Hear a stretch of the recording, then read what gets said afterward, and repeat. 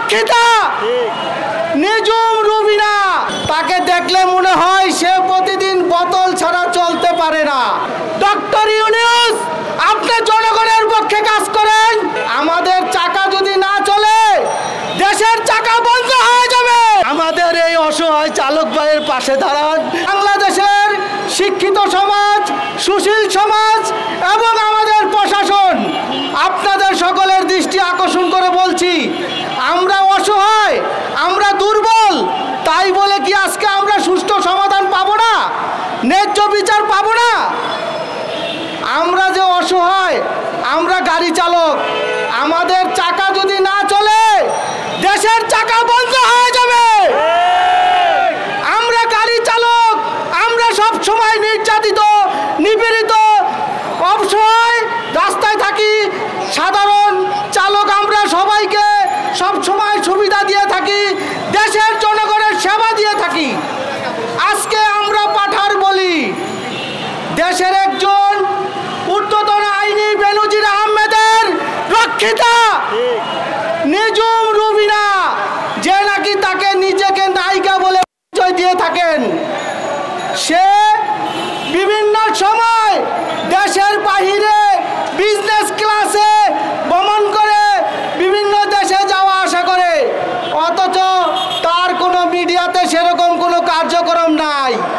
কিন্তু জনগণ তাকে ভালোভাবে চিনেন না, অথচ সোশ্যাল মিডিয়ায় তার যেই পদচারণা, যেই ধরনের চলাফেরা, তাকে দেখলে মনে হয় সে প্রতিদিন বোতল ছাড়া চলতে পারে না।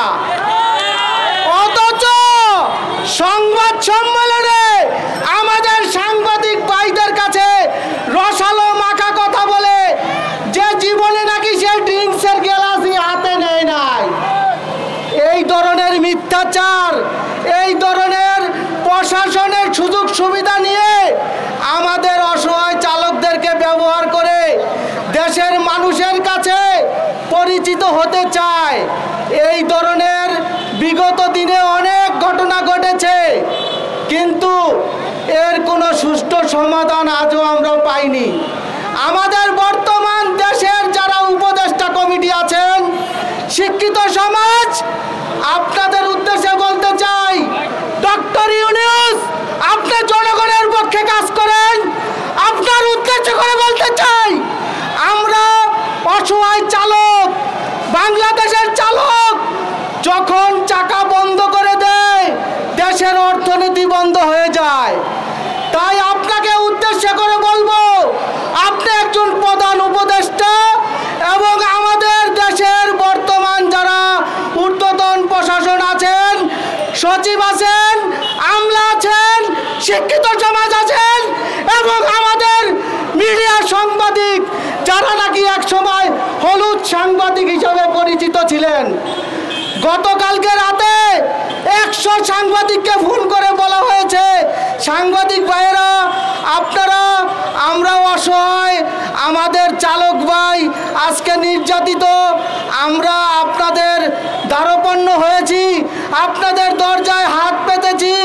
আপনাদের উদ্দেশ্য করে বলছি, আপনাদের মাধ্যমে দেশের বাইরে শিক্ষিত সমাজ, প্রশাসন, সুশীল সমাজ, শিক্ষিত সমাজ কেউ আমাদের পাশে নেই।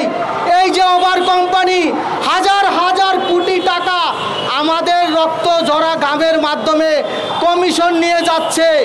আমরা 100 টাকা ইনকাম করলে তারা নিয়ে যাচ্ছে 35 টাকা। আমাদের জ্বালানি খরচ, গাড়ির মেনটেনেন্স খরচ সব দিয়ে দিন শেষে আমরা আমাদের এই অসহায় চালক ভাইয়ের পাশে দাঁড়ান। আপনারা যদি আমাদের এই চালক ভাইয়ের পাশে দাঁড়ান তাহলেই সে নিঃশর্ত মুক্তি পাবে।